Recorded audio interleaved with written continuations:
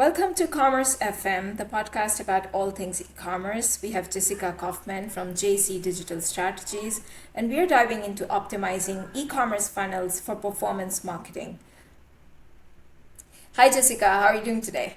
Good. How are you? I'm good. Okay, so before we start talking about performance marketing and how to optimize e-commerce funnels to get the most out of your ad budget, why don't you start with your background and tell us how you got into this space and your expertise and all of these things that you talk about. Yeah, absolutely. So I've been in e-commerce working with small growing brands for a little over 10 years. So a decade in the space, primarily working with smaller brands, and the challenges that they experience and come across are very unique in comparison to brands that have a lot of funding or brands that have big teams or bring on, these super experienced 20, 30-year marketing veterans into their team early on. They These brands experience, a lot of complexity with their time, limitations with their time and with their money. So they have to be very intentional about where they put their dollar and what they get out of it. And so that's where I've really dove deep on, okay, ad spend is getting crazy.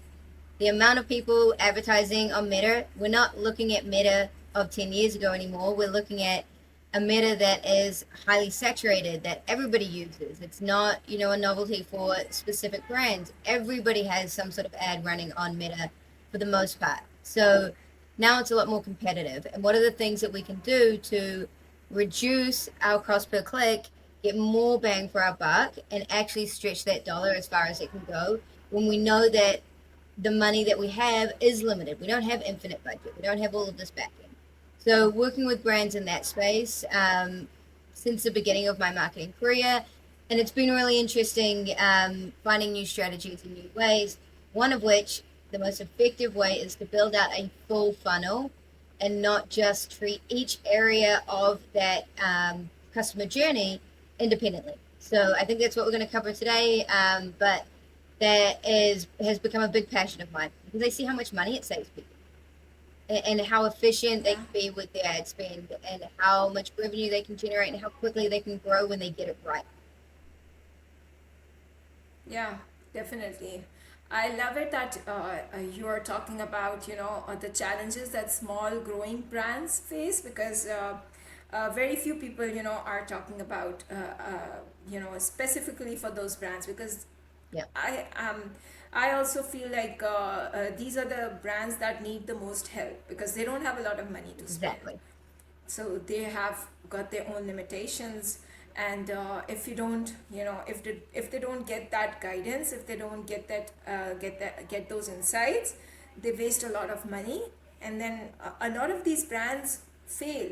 So they are Yeah, in that, you know uh, critical crucial phase. sensitive stage, yeah, critical stage, where it's like it's either they'll succeed or they'll fail. So Exactly. if they spend too much on ads and run out of cash, then it becomes very a difficult moment for them. So it's very important for them, especially for those small and growing brands, to optimize their funnel and make sure that they're getting the most out of their ads. So it's amazing that we are doing this podcast and talking about those challenges today. Yeah.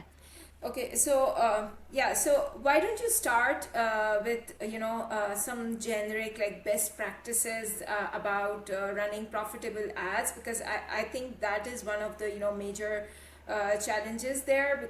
Everyone can run a campaign and do a small good creatives. They can design some good creatives, Yeah.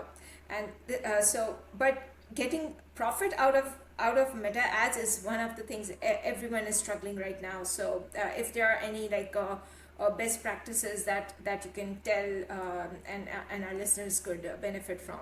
Yeah.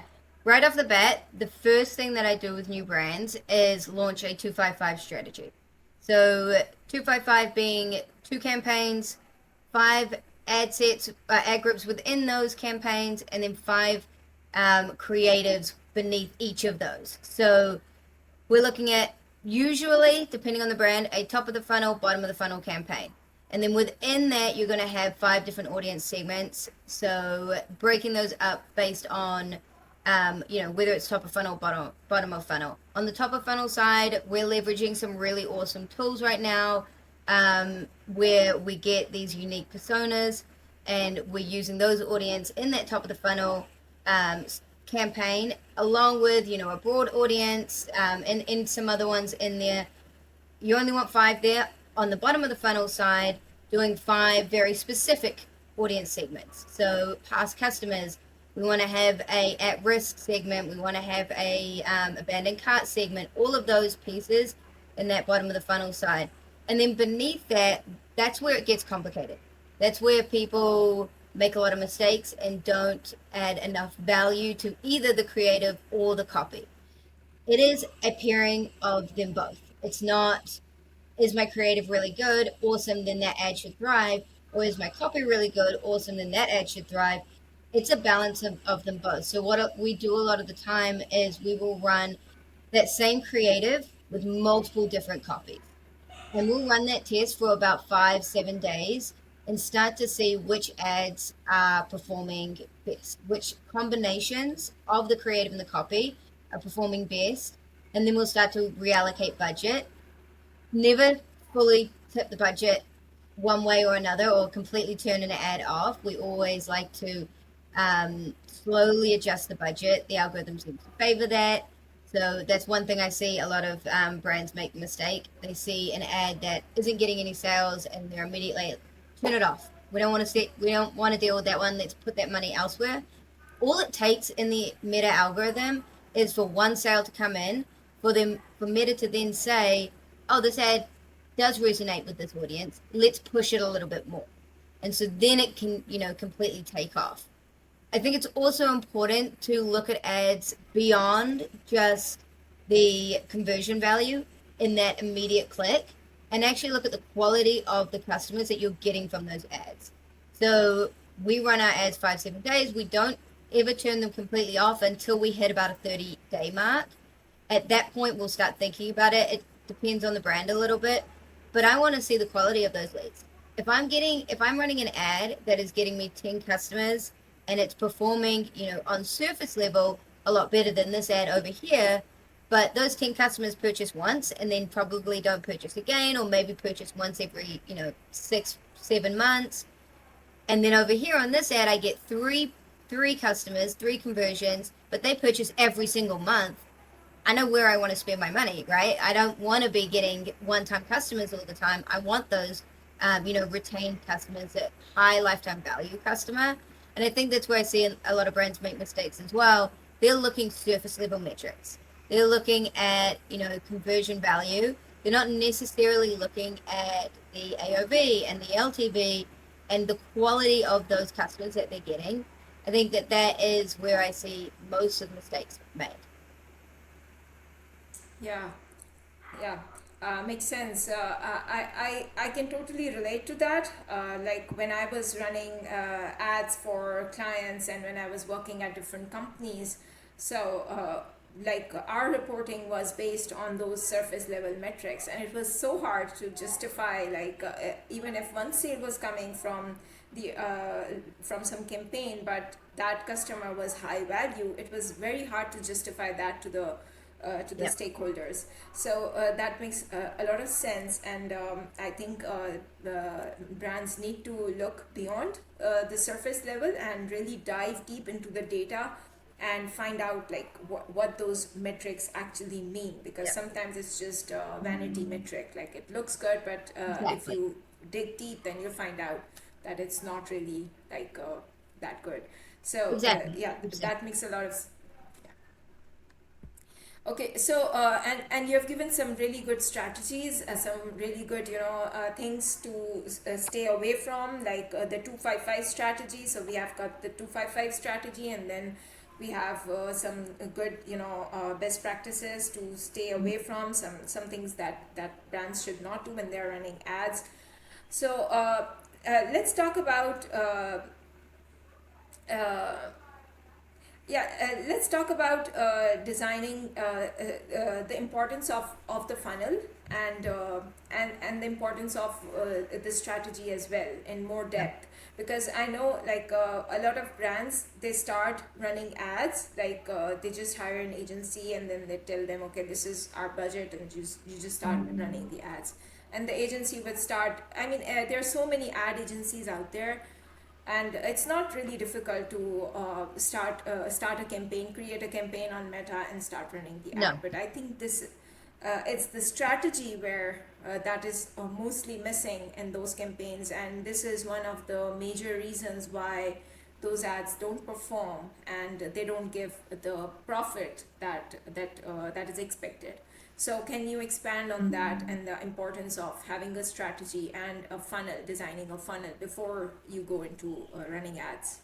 Yeah, so typically the way that we started, if we have the knowledge, if we have data that we can reference, then right off the bat, we'll start looking at some funnels that we can create. If we don't have that data to be able to set that up from the beginning, we'll run this 255. We'll identify the first two, three high performing high performing ads. And from there, we will create landing pages specific for those ads to further improve the conversion rate of those ads. When you're creating them, I think one thing I encourage all of our clients to do is actually go through that buyer journey, that customer journey, and experience it as if they were a consumer. Because often it doesn't make sense. I've had clients where there are multiple CTAs on the landing page, or the landing page is just the homepage on the website, or the ad is talking about, how this product can, you know, prevent eczema. But then the landing page talks about how this product is made from organic material. Well, the two things, the reason that someone has clicked that ad is because of the value of the eczema treatment. And then you need to continue that messaging as you get to the landing page. So a lot of the time, the very first thing I encourage brands to do is to review their funnels as if they are a customer themselves. And then when we establish those two or three high performing ads, we'll then create landing pages that continue that messaging. So, if we're talking about, say, our product is great for eczema prone skin, then the landing page needs to talk about why it's great for eczema prone skin and some of the results that we've seen when people use that product on eczema prone skin, and continue to reinforce with the testimonials. UGC is amazing on these landing pages when you are trying to reinforce confidence in the buyer. And so it it just has to be a journey that makes sense. I feel like it can be made super complicated, but when you just think about it as if you are the consumer, and if one message makes sense to the next, then you're on the right track and you can optimize as you go. Yeah, that is amazing, and I can understand like how important it is. Like brands can test out a landing page themselves, like assuming they are the consumer themselves, or they can be they can use someone like a friend or someone, and Exactly. just oversee how the friend is using the website. And I think that can be a game changer, because just a few days back I designed a e-commerce website, and then I was showing it to a friend, and while she was using it I realized, okay, these are the areas that are not really optimized, and this Yeah. is something that she's getting confused when she's clicking on, and she's not finding what she wants. Then although that was totally like I couldn't see that when I was designing it, but when I saw her using the website, so this is Exactly. a great technique for finding, yeah. No, for sure. Also, like, I just had an experience like that with a client where I recreated their or redesigned their navigation on their site, and it made total sense to me because I was in the weeds of it. I was, mapping it out. And then when we had the conversation, I asked them to bring someone on their team on board who was a specialist in the space, but obviously hadn't been developing the site. and they immediately had a couple of things where it was like, hey, actually, this isn't the natural way of that navigation, and a customer wouldn't click that to think they were going there. And it does, getting that outside perspective completely shifts, because you can get so in the weeds of your own thing that you are incapable sometimes, and we have to admit that, incapable of thinking outside of what we know and thinking from the perspective of the consumer. So having someone on your team or a friend or any, a loyal customer is a great way to test out and vet these flows and funnels. Yeah, definitely. Okay, so you talked about like a landing page, and while like this is one of the like most common and most popular, advice that anyone would give, Yep. any ad specialist would give, but I still see a lot of brands that are taking traffic to the homepage or the product page. So a product page is still better, but the home page, I just don't understand why anyone, especially if like I just saw an ad that was a great, like the video and everything was really great, but and it was talking about a specific type of product, and when I clicked on the ad it took me to the home page, and now I was expected to find that product that I was looking at in the ad. Yes. So this is like a major like conversion killer. Yeah. So can you Complete talk conversion about killer. that and how? Yeah, It absolutely does. It completely stops you in your tracks because you're immediately like, well, this is not where I wanted to go. This isn't what I was looking for. And you're either going to have to take more clicks, which every time you ask a consumer to take a click, they are more likely to drop from your site and leave the journey altogether. And then you don't have that information. And, maybe they haven't put their email in. So you paid for that click and you've made the yeah, experience so friction full that they you don't get any information from them. So you got made that payment for that click, you don't get their email, and you don't get the conversion.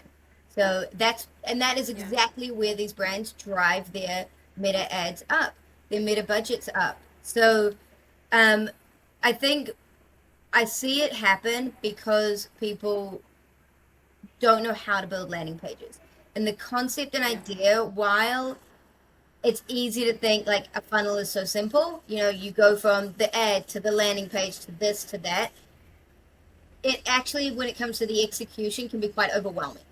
So, yep, the way that I suggest that brands start out, that's why I usually say, if you don't have the data to know what you're doing with it, find your top 2 to 3 high performing ads and start there. Because that's doing 2 to 3 is so much easier than doing 40 or 50, different landing pages. I also recommend that brands build out a template, and that template should be zero, optimized for conversion with the navigation, with the call to actions, with the different things that you put in there. But just create a template. You can do it in Shopify. There are also some great AI tools that you can leverage to build out some of these landing pages for you and start from that. Use those. Once you've got a template, it's easy to plug in 2 or 3 different products into that and then use those as the landing pages for those creatives.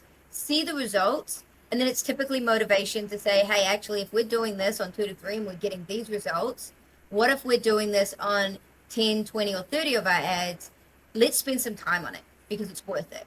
So I think it's just getting started, getting a system in place with the template, with the optimization for conversion, making sure that you have a tool in there to do surveys or anything that helps you with your CRO strategy, and then replicating it across your ads, and then once a month going through and vetting them all out because things break, processes change. You're not going to hit on every single landing page when you launch it. You do need to go through and recognize, okay, people are dropping off at this section. Maybe we need to move this above the fold. But you keep yeah, reviewing it. But once you have the foundation, once you have the system in place, it's easy to then, you know, get into a routine where you monthly check, you know, 5 to 10, make some updates, keep a track of the updates you're making, and then you'll start to see massive growth in your return. And it's when you see that return that brands are typically like, oh, this is worth investing in. yeah. Yeah, definitely, and I totally agree with what you said. Like, it's easy when you said when you say, but execution of creating all these landing pages is definitely not that easy, and this is where brands are totally struggling.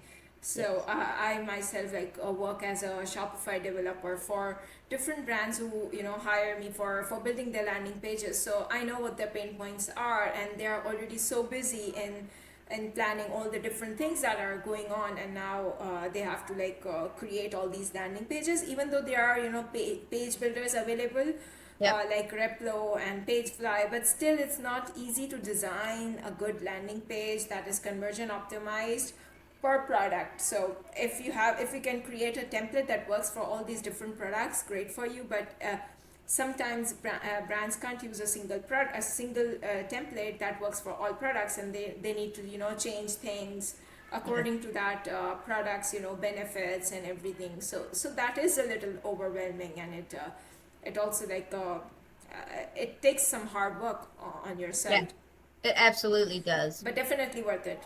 Yeah. Worth it, but you only recognize that it's worth it once you've seen the results. It's one of those kind of catch situations where you have to do it to see the benefit to then want to do it more. Yeah. Yeah, definitely.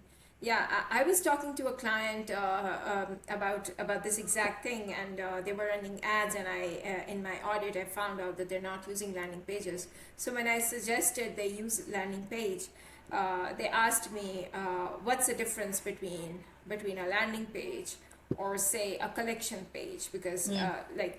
Yep.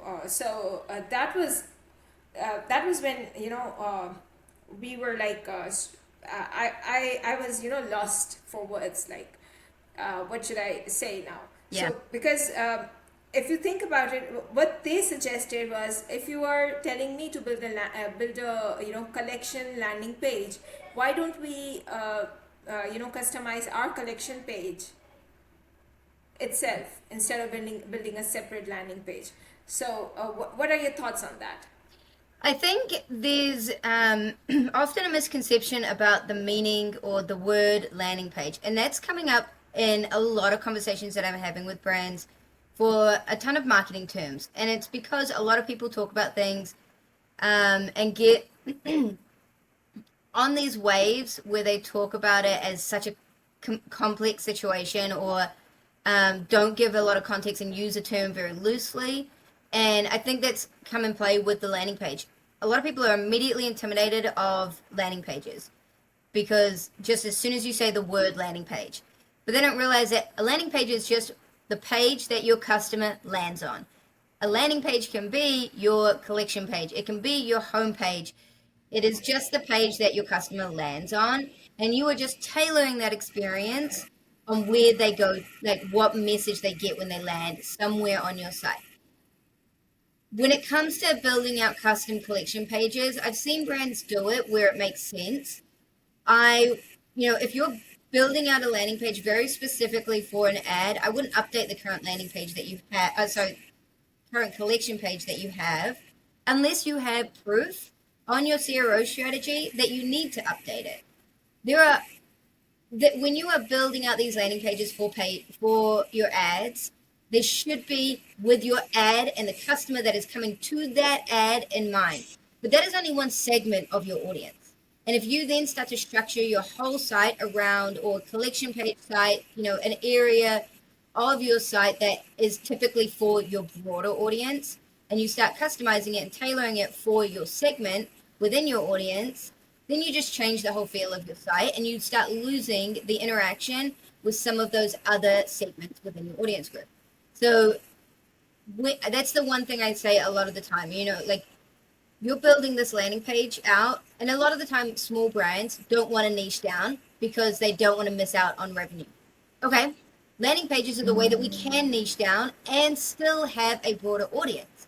I want this specific collection page or this specific product page to talk to this specific audience segment, but I don't want to miss out on that segment. So let me make a product page or a collection page for that segment as well.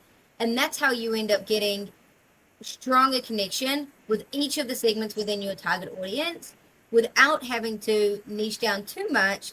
Okay, so let's talk briefly about the different stages in our funnel, Yep. and starting with top of the funnel. What are some of the KPIs that brands should focus on when they're running as in this stage, and the goals, the kind of creative, the kind of best practices Yeah. that they need to look out for at this stage.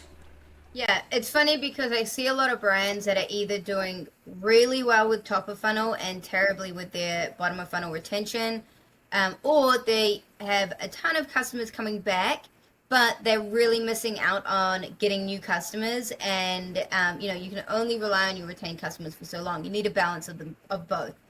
I think top of funnel, some of the KPIs that I would be looking at measuring, that's where I'm really looking at my ROAS. That's where I'm looking at my conversion value, my average order value. I keep track of new customers from both Amazon and Shopify. So I think the Amazon one a lot of people forget about as well. But keep track of new customers for all of my clients because it's such an important metric to keep. We have a baseline of new customers we want to keep bring in every week. And if we're not, then we know that we need to allocate more budget or more time into building out the top of the funnel strategy. So on Amazon, things like tacos also really great for your top of funnel. It's going to help you understand who you're targeting in your audience.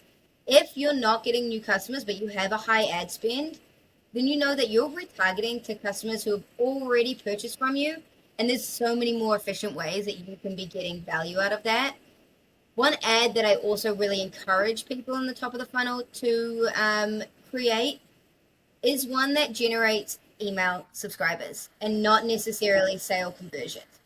While it sucks, and a lot of brands hate doing it because there's no direct dollar return from a lot of those customers.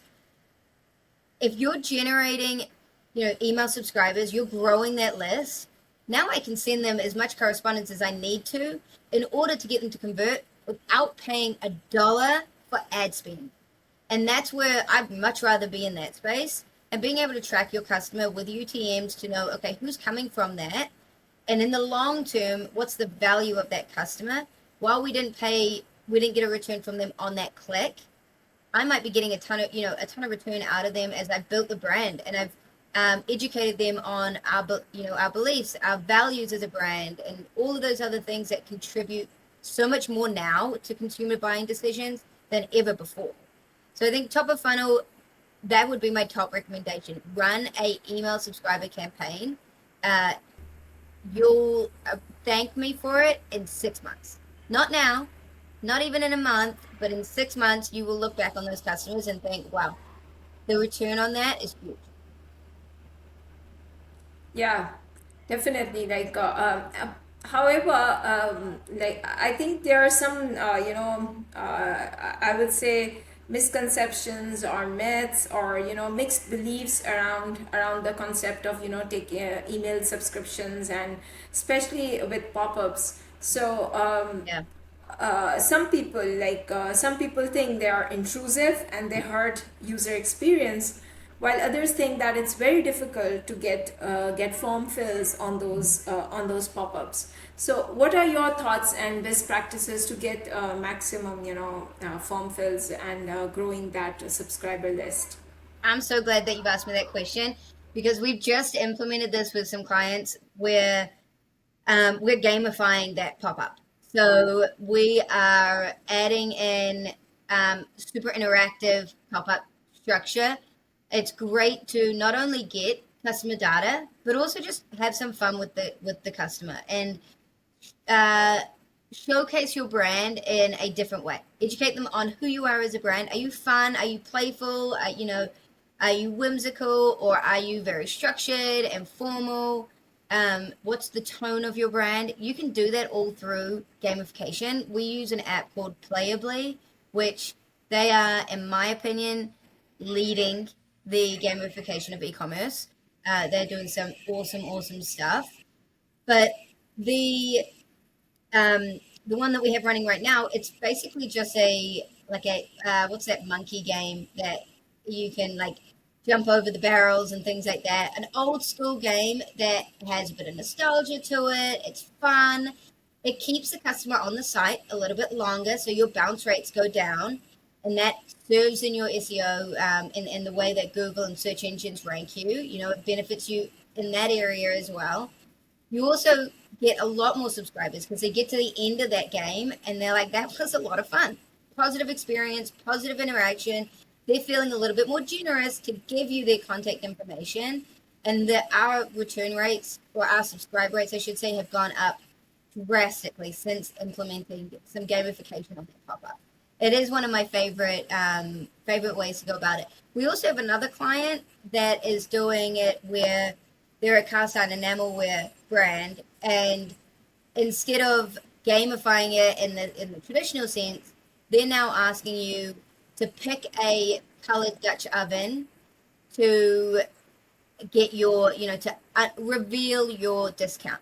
Well, when you pick your Dutch oven, that's giving data to the client so that they now can see what are our top performing colors, what are people interacting with most. You can vet out your up and coming colors or your next, product launch in that pop up, and then they love it because they're like, oh, I got 20%, I could have got less or I could have got more, and there's that excitement around it. It's one of my favorite ways to increase your subscribers on that pop up. Yeah, great.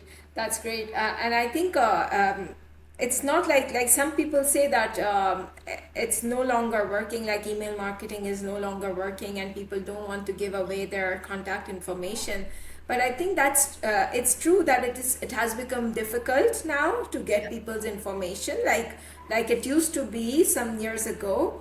Because I remember when in the beginning when in when e-commerce was quite new, and all these brands, they created their e-commerce websites, and people were giving out their information a lot Willy-nilly, to yep. these. But now with now with emails, like there are so many, like the inboxes are getting spam a lot. So Yes. people are, they are resisting that. They hesitate before giving out their email address. But Yeah. that's where I think there's an opportunity for brands to get creative.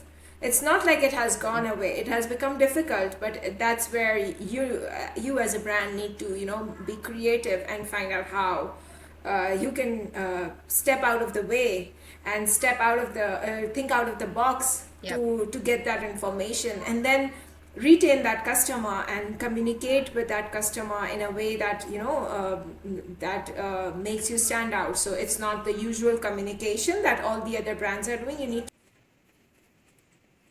Yes.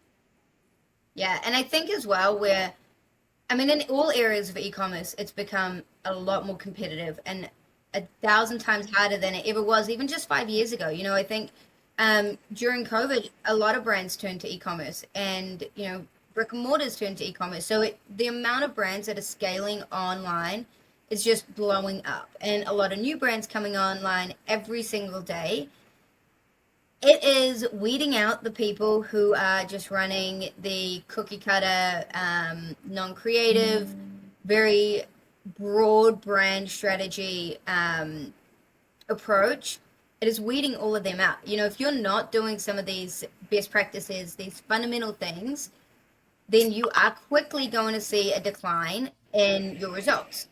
So when it comes to the email side of things, I prioritize value over, well, I guess quality over quantity. What value are you bringing in those emails? And every single one of those emails that prompts your subscribers to actually open those emails. And that that will in turn improve your deliverability, make sure that you're in the inbox, you're not in the spam, all of those things, and it's a snowball effect.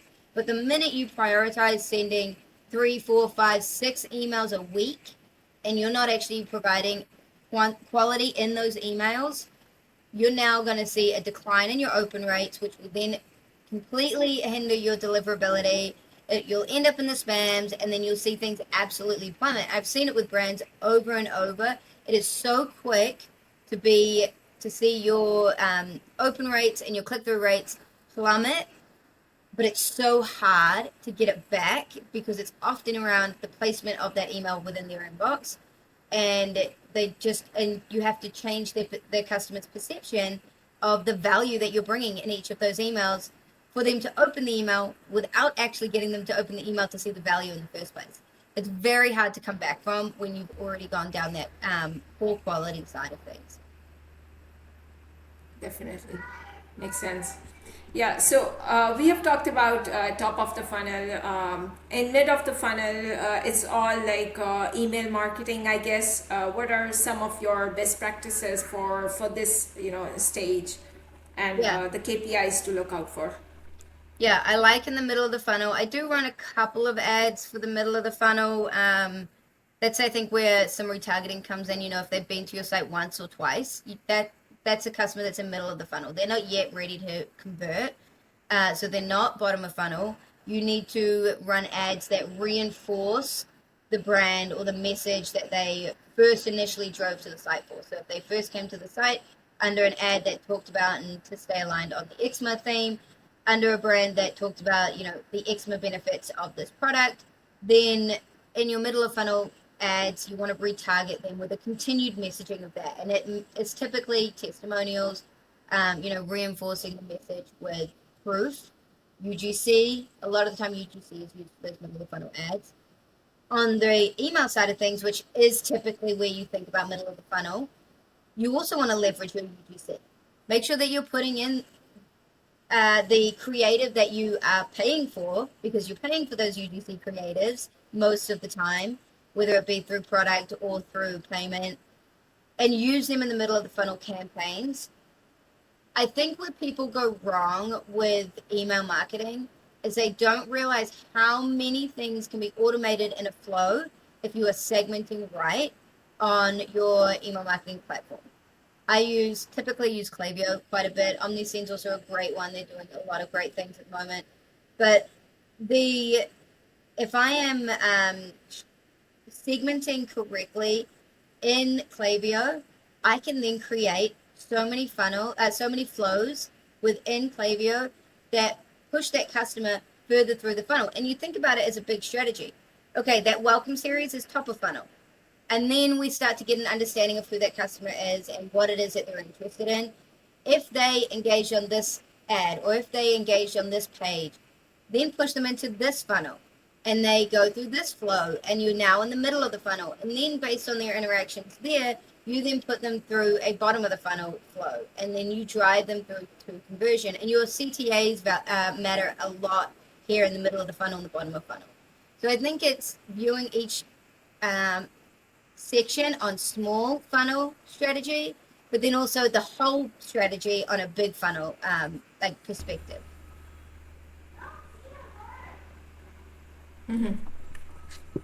Yeah, makes sense. Okay, so let's just briefly talk about bottom of the funnel before we wrap up this episode. Mm-hmm. The same things that we talked about in the previous for the previous funnels, like what are the KPIs to watch for, Yep. what are some best practices, some goals, and best practices for copy, creative, and landing page. Yeah, when it comes to bottom of funnel, obviously we want to look at the average order value, we want to look at that conversion rate, but I really, really want to look at the LTV. I think customers are more loyal than ever before, which also means it's harder for you to get them. But when you do get them, they typically can stay for a long time. So my number one core metric that I want to know in the bottom of funnel is I want to track LTV. I also track returning customers on Amazon and on on Shopify or whatever your direct site is. If you are on Amazon, tracking your subscribe and save. If you're able to offer subscribe and save, if you're a CPG brand and you can do subscribe and save on your direct site, tracking those metrics as well. Because at the end of the day, that's taking away another click from that customer needing to click to purchase. Now that purchase just happens on its own and is a big convenience factor. So those are the big things that I'm looking at, bottom of funnel. Best practices, I think, one, if you are Amazon, then leveraging the brand tailored promotions. I have a brand running a campaign right now It's 7 days in. They've already made $25,000 on this abandoned cart brand tailored promotion campaign on Amazon. There's so much hidden value there. When it comes to on your site directly, making sure that the funnel that you push them through to get that final conversion makes sense in the messaging that you've already reinforced with them in your welcome series, in your top of funnel and your middle of funnel campaigns. On the ad side of that, being really intentional with your messaging, you're not going to have, people are typically going to very quickly convert on your discount ads, on your ads where you're, saying Father's Day 25% off or those kind of things. That's an early conversion within the funnel. But in the bottom of funnel, you want to make sure that you're reinforcing with testimonials, with confidence triggers that encourage the customer to say, okay, I already know that the product is good. Now I feel confident about the brand. Let's do it. So confidence triggers there, continuing that reinforcing message, and solution-driven creatives, solution-driven copy that doesn't tell you the customer what the problem is or what the product is. It says when you use this product, your eczema will clear up for the first time in years. If it is an eczema related product, use this and this is the result. And then you enforce like, I need this because this is the problem that I've been experiencing for weeks. So I think it's being solution driven. It is building trust, and it's again using your UGC, your testimonials, in any of your ads or email flows. Don't discredit the email. I think a lot of people think that they're getting their bottom of funnel retargeting from ads, but you're getting a lot of it, and you have a lot of potential to get it from your emails as well. Amazing. Thanks, Jessica. It has been really insightful talking to you, and I'm sure this episode will be very, very valuable for our listeners. So Awesome. I really hope it turns out well with all this. It's a new tool as well that I'm using this time. I really hope it turns out well with all the background and the noise that I can still hear. I hope we can edit everything out and it all turns out good. Yeah. Thank you so much for taking out this time and talking to me, talking to being here on the podcast. Yeah, I appreciate you having me. I love talking about this kind of stuff. I am very passionate about it. Thank you. Thank you so much.